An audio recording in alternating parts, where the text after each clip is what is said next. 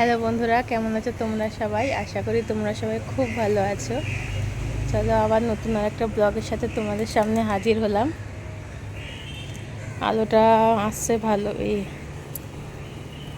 না আসছে ভালো। তো কেমন আছো তোমরা সবাই?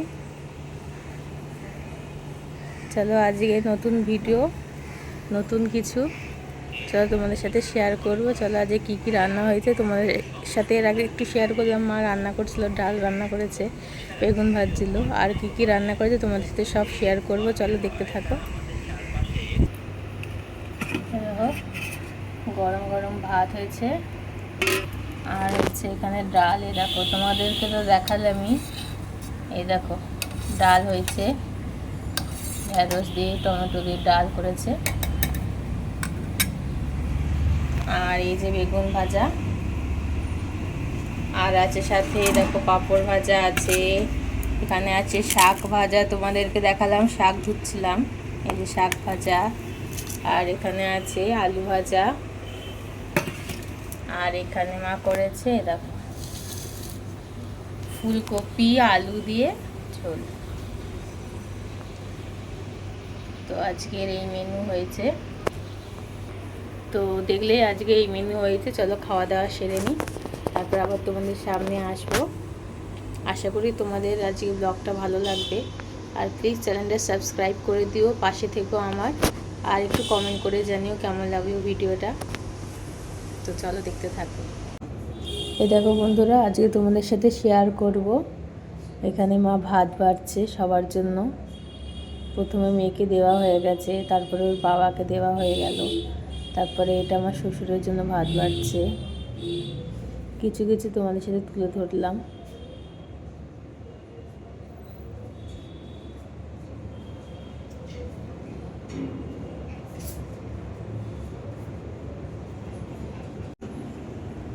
এ দেখো এবার ভাত বাড়ছে, এটা আমার থালা। ভাত বাড়া হয়ে গেছে, এবার খাচ্ছি। তোমরা দেখতে থাকো। শাক ভাজা দিয়ে প্রথমে খেয়ে নিচ্ছি।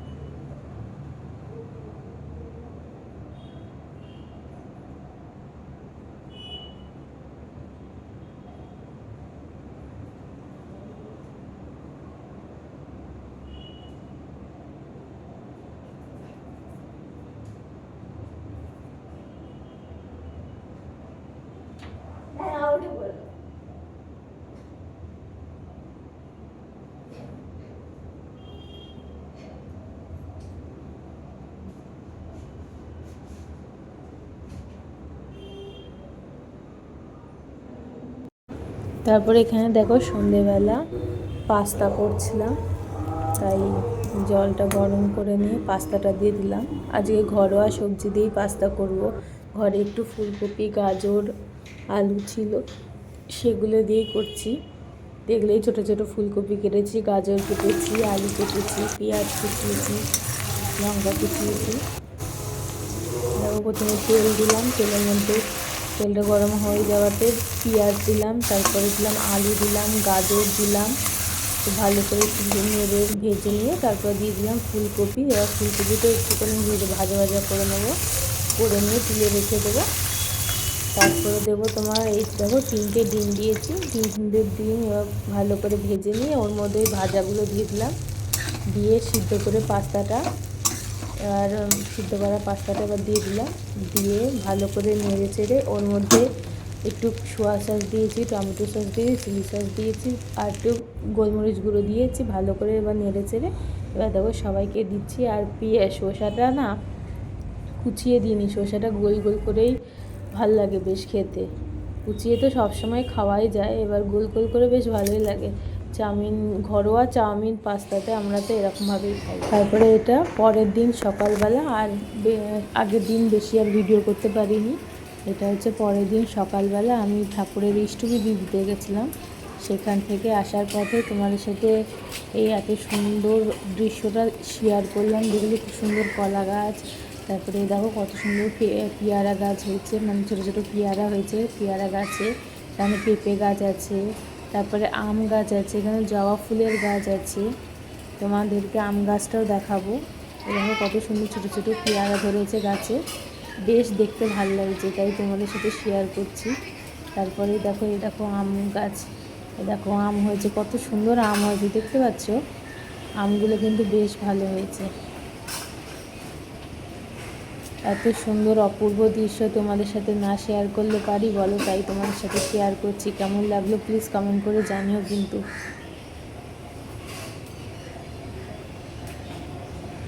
গাছে আম হয়ে থাকলে দেখতে কিন্তু দারুণই লাগে। এই দেখো এখানে কত সুন্দর সুন্দর গাছ। এই দেখো এখানে আরেকজনের, এটা হচ্ছে বাড়িতেই।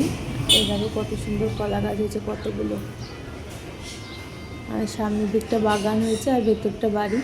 এই দেখো আবার কলাই ধরেছে গাছে।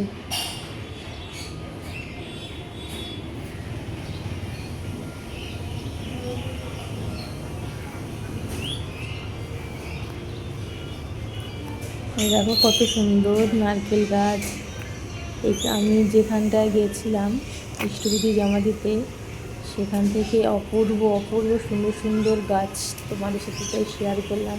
আর বিশাল বড় একটা লেক আছে, সেটাও তোমাদের সাথে শেয়ার করেছি, দেখতে থাকো। এটাও কত সুন্দর সুন্দর গাছ। দেখো লেকটা, বিশাল বড় লেক।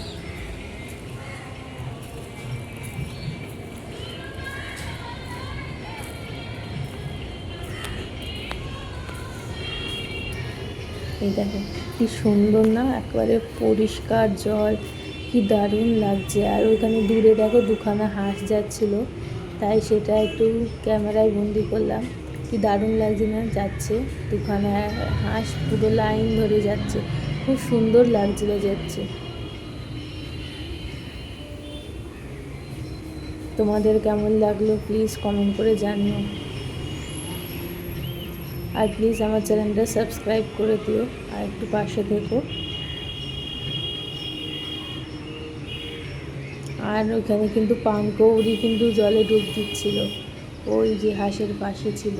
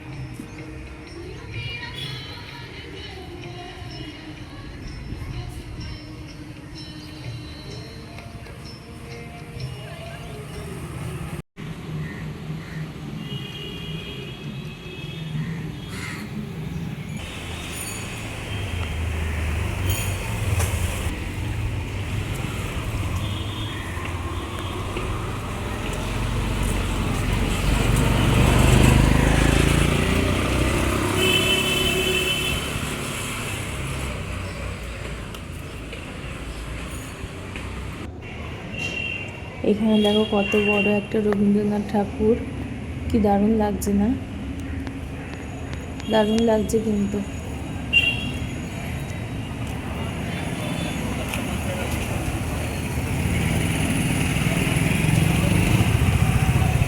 আর এরপরে বাড়ি ফেরার পথে যাচ্ছি, আর সেরকম আর কিছু দেখানোর নেই।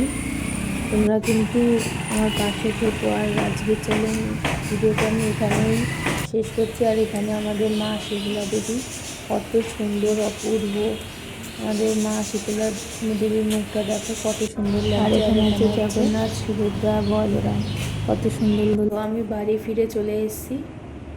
তো আজকের ব্লগটা আমি এখানেই শেষ করছি।